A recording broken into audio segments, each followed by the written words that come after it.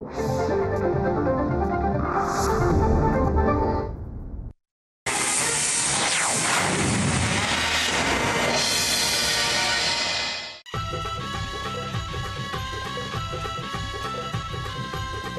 ठेवून जिद्द गौरी वचनबद्ध, मनात ठेवून जिद्द गौरी वचनबद्ध, न्याय ही देई गौरी सर्वांची ताई गौरी, न्याय ही देई गौरी सर्वांची ताई गौरी, अन्यायाची दुश्मन गौरी दुखितांचे जीवन गौरी, संकटास जाऊन भिडते स्त्री हक्कासाठी लढते, ममतेची मूर्ती गौरी श्रद्धा धन प्रीती गौरी, आंधळ्याची होऊन काठी दुष्टांना दावी काठी, लाचारीवर खरी मात ही दिन दुबळ्या दे साथ ही, समाज सेवक गौरी समाज सेवक गौरी वचनबद्ध गौरी।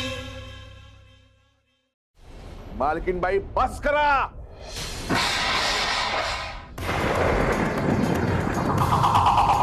आई नक्कीच राधा मावशी आणि मुनीम काकांना भेटायला गेली असणार। अरे देवा, अहो तसं झालं तर लई वंगाळ काम होणार बघा। अहो सोबत मामा बी आहे, अहो त्यांनी तर आग लागवण्याचा ठेकाच घेतलाय जणू। अरे हो, पण हजारो रुपये मी बाबांना विचारल्याशिवाय कसे देणार? 2 लाख। हे बघ विक्रम, ही शेवटची वेळ, यापुढे तू माझ्याकडे पैसे मागायचे नाहीस, कारण हे सगळे व्यवहार बाबांच्या संमतीनेच होतात, कळलं तुला? मी स्वतः पण 10 रुपये सुद्धा वापरत नाही। ठीक आहे, मी तुला आता चेक देते, उद्या बँकेत जा, पैसे काढ आणि सगळं कर्ज फेडून टाक। ताई ताई, आई सारखी वागतेस तू, तुझे उपकार मी कधी नाही विसरणार ताई। ताई अरे विक्रम, उठ बरं, उठ, वेडा आहेस का? जा।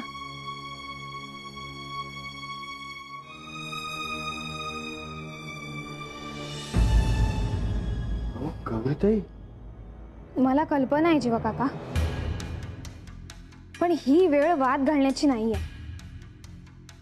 एकतर बाबा आजारी आहेत आणि गावात आई तिकडे राधा मावशी आणि मुनीम काकाला काय बोलते देव जाणे।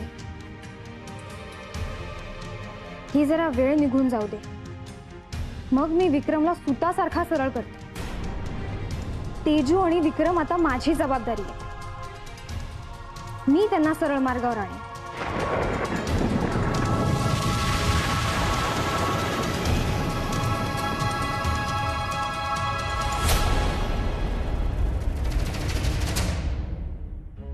शांत राहा तुम्ही, एकदम शांत।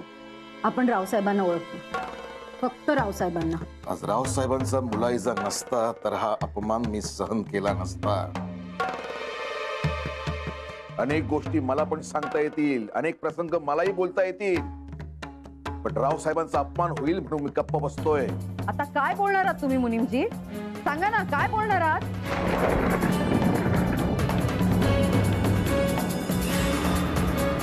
रावसाहेबांच्या पाठीमागे लपून वार केला, प्रामाणिकपणाचा आव आणत पाठीत खंजीर खुपसतात, आणि या तुमच्या स्वतःच्या मुलाचा वापर करून घेताना लाज नाही वाटली?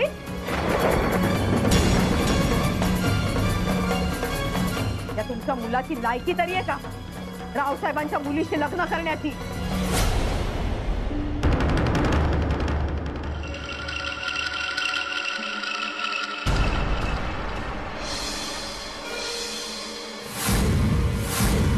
विश्वासघात तुम्ही केलात मुनीमजी।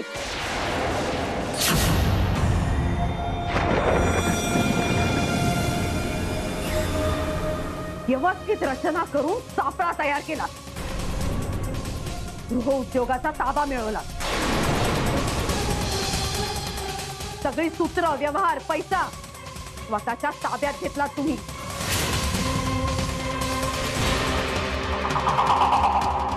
आणि वर हे सगळं तुमच्या या नालायक मुलाला सुद्धा शिकवलं। म्हणून बुजून गौरीला जाळ्यात अडकवलं या भैरवनी.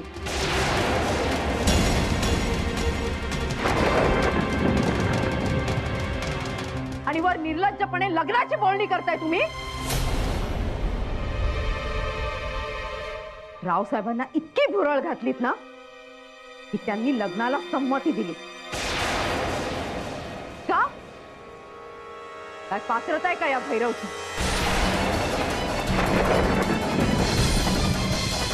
लायकी तरी आहे का? घराणं काय तुमचं?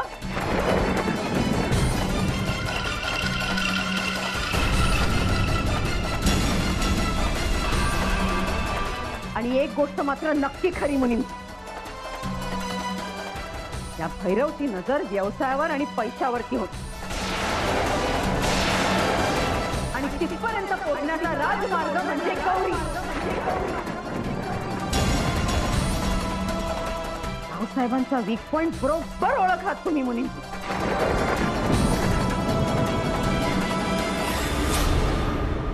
आम्ही नाही हेरला, इतके धूर्त लबाड आम्ही नाही आहोत. गौरी आणि भैरवच्या लग्नाला संमती दिली रावसाहेबांनी. त्यांनी पुढाकार घेतला.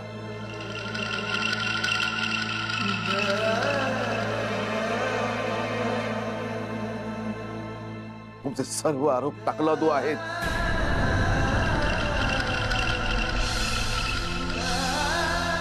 इतकी वर्ष मी सेवा केली, हा कारखाना, महिला गृहोद्योग चालवला, एका दमडीचाही गैरव्यवहार केला नाही. माझ्या पगारापेक्षा जास्त पैसा घेतला नाही. कशाला घ्याल? कशाला घ्याल? ओ तुम्हाला तर सगळंच सगळं डबोलं हवं होतं ना. फार वाईट आरोप लावताय तुम्ही, आणि मी तो ऐकून घेणार नाहीये. माझ्यात गौरीला पोषण्याची धमक आहे.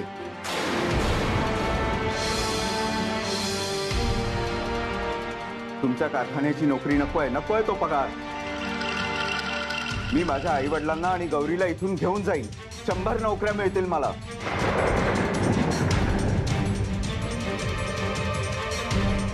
हो, अरे मग जा ना.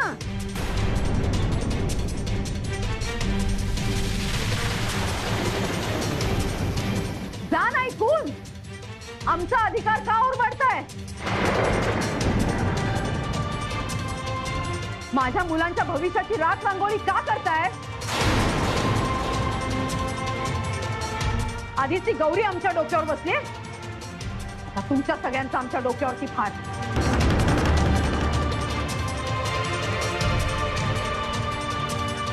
आणि भैरव, हे जे आत्ता बोललास ना, याचा विचार फार आधी करायला हवा होतास तू.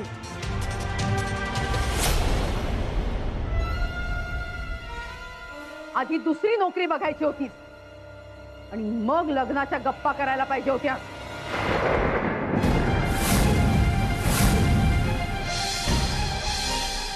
इथे आमच्या छातीवर बसून आमचं रक्त का पिताय? कारण आम्ही वचनबद्ध आहोत. कुसुमताईंना रावसाहेबांनी वचन दिलंय. ते वचन दिलं नसतं ना तर आमच्या सुनेला, गौरीला घेऊन आम्ही रातोरात इथून निघून गेलो असतो. वचन, वचनबद्ध. वा, धाकट्या मालकीनबाई, ते तुम्हाला कळणार नाही हो.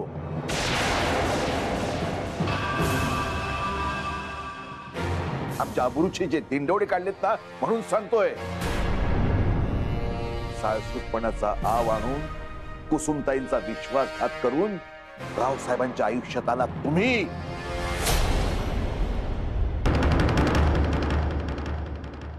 रामनारायण, स्वतःच्या मुलीप्रमाणे गौरीचा सांभाळ करेन असं वचन देऊन त्या वचनावरनं फिरलात तुम्ही.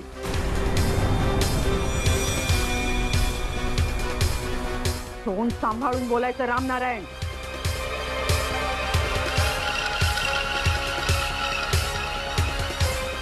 म्हणूनच गप्प होतो. उद्या रावसाहेबांचा शब्द मोडला, गौरी आणि भैरवचं लग्न मोडलं तर रावसाहेबांच्या जीवाचं काहीतरी बरं वाईट होईल. कुसुमताईने उभारलेल्या महिला गृहउद्योगाची दुर्दशा होईल आणि म्हणून आम्ही इथे थांबलोय.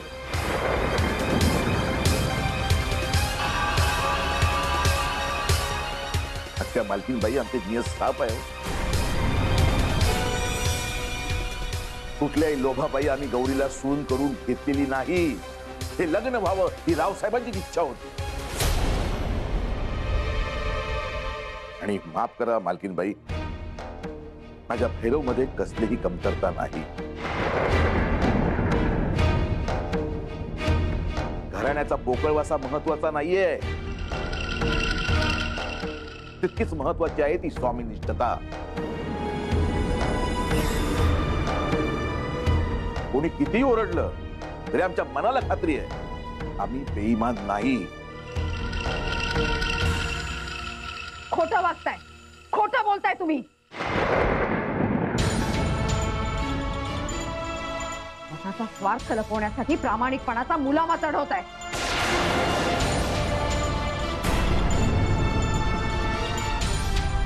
पण एक गोष्ट लक्षात ठेवायची रामनारायण, मी जर का सुखी नसले, माझी मुलं जर का सुखी नसली ना, तर मी तुम्हाला कुणालाही सुखाने जगू देणार नाही.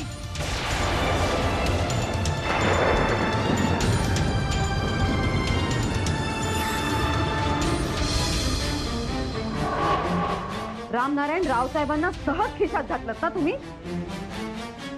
पण मी तुम्हाला तुमचं हे पाप सहजासहजी पचू देणार नाही.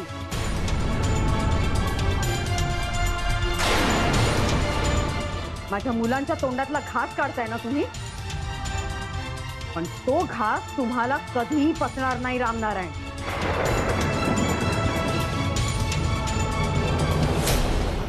आज मी तुम्हाला एक वचन देते रामनारायण, त्या तुमच्या मुलाला मी कधीही सुखाने जगू देणार नाही.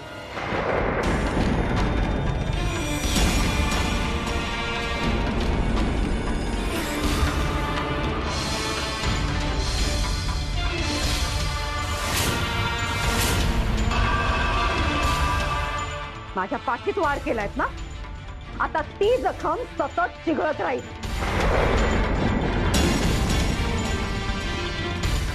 मला जेवढ्या वेदना दिल्यात ना, त्याच्यापेक्षा जास्त वेदना मी तुम्हाला देत राहणार.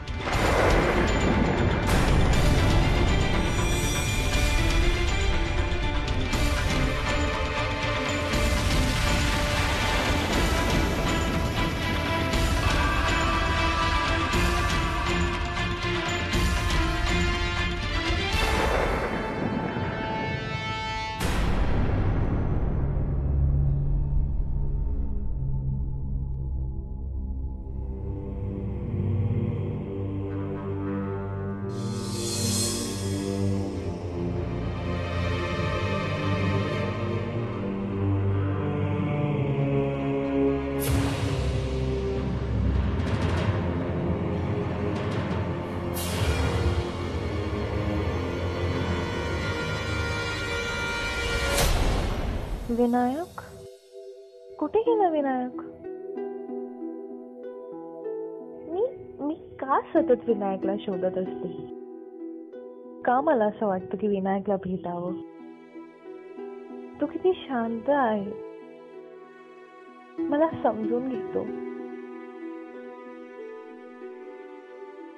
आणि घरामध्ये याचं विरुद्ध वातावरण असतं.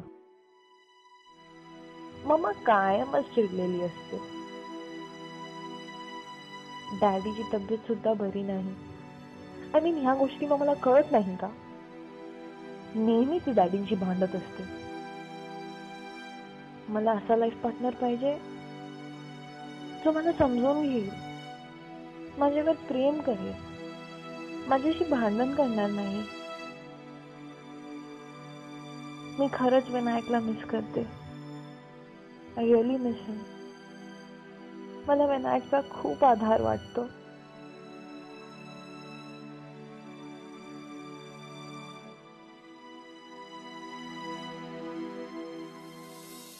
तेजू, काय विनायकची वाट बघतेस? काय विनायकची वाट बघतेस? नाही येणार ग तो आता. चल. आणि काय ग दिवसभर त्याच्या मागे पडलेली असतेस तर काय, त्याला श्वास तरी घेऊ देत जा. आणि एवढं काय पाहिलंस त्या विनायक मध्ये? तू खूप कूल आहे, शांत आहे, कमी बोलतो. नाही तर तुझ्या घरात नुसते मोठे आवाज आणि भांडण आणि वाद. नाहीतर काय, मी बघितलंय याच्या मम्मीला, खूप गोड दिसते, अगदी खानदानी वाटते, पण जाम शिस्तीची कडक वाटते. आणि त्यात घारे डोळे आणि अशी रोखून बघते. आणि माझं तर बाई तपच होत. ते बघ आले विनायकराव.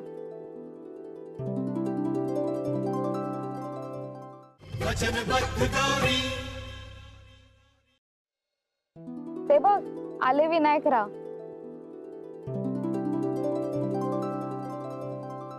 चल आम्ही निघतो आता. निघतो आता आम्ही. चल चल.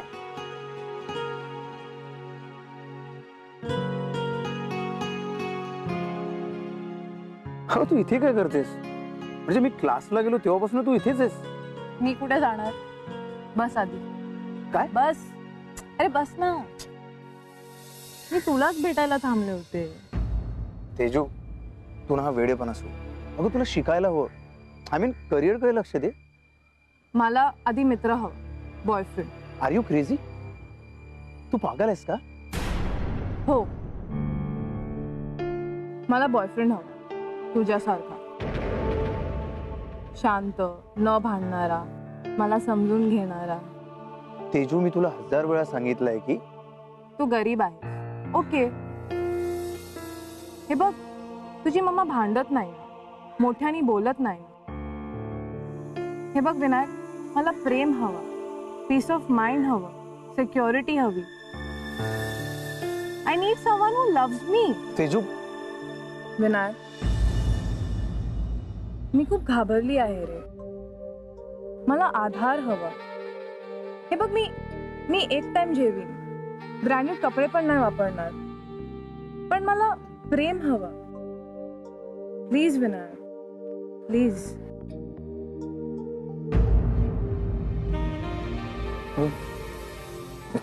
इट्स ओके तेजू, ठीक आहे.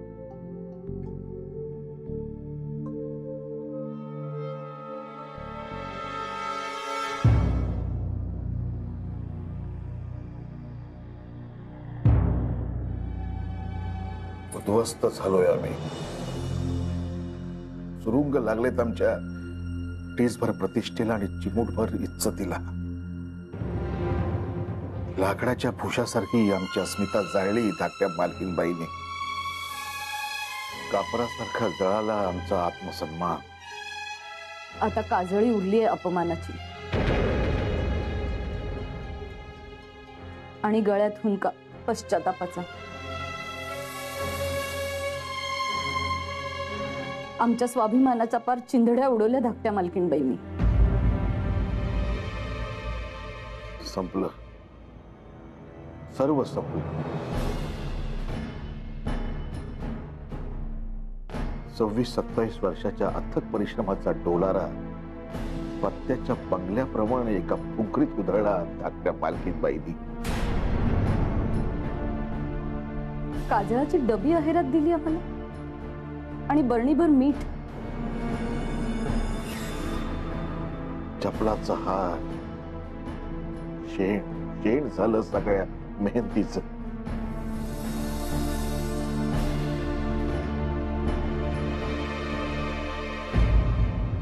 राम नारायण तिवारी, तुला माज होता ना तुझ्या सच्चेपणाचा, तुझ्या प्रामाणिकपणाचा.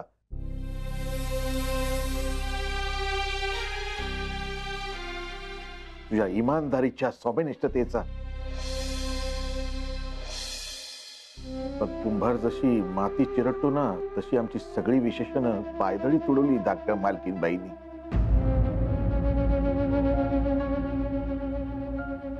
धन्य धन्य आहे परमेश्वरा, माझी दैना पाहतोयस ना.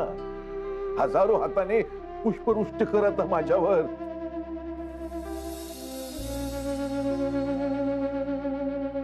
शंभर वेळा मरण परवडलं, हजारो कोडे पाठीवर चालतील.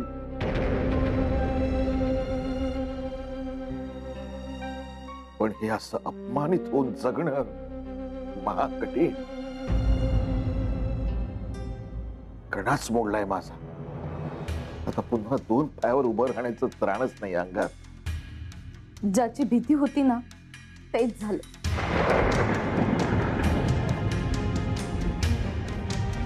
त्याहीपेक्षा भयान दुर्दैवी.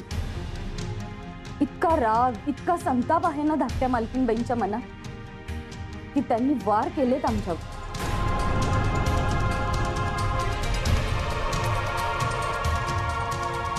या सगळ्याला जबाबदार मीच आहेसच. वचनबद्ध गौरी आहेसच.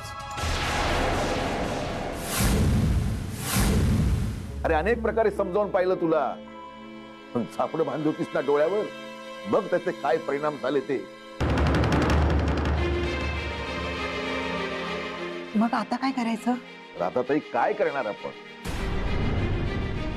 काही करण्यासारखं हातात आहे का? आमच्या प्रामाणिकपणावर आमच्या सभ्यपणावर झालेली जखम घेऊन अश्वत्थामासारखं जगत राहायचं.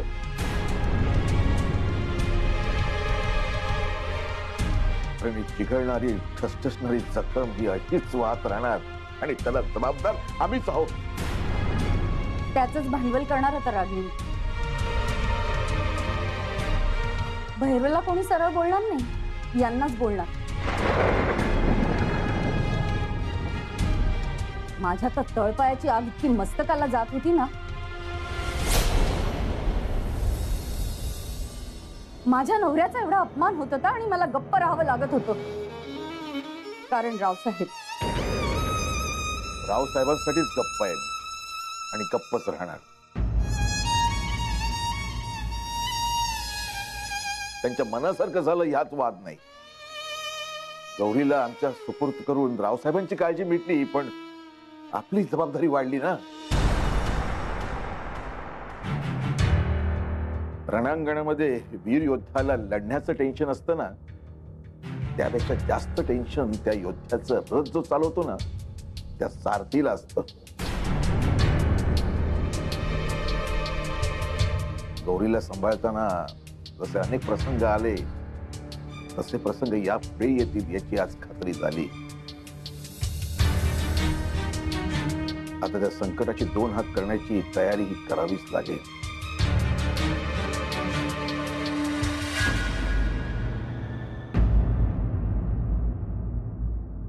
पण जर का तशीच वेळ आली ना तर हा रावसाहेब सरदेशमुख गप्प बसणार नाही, कळलं?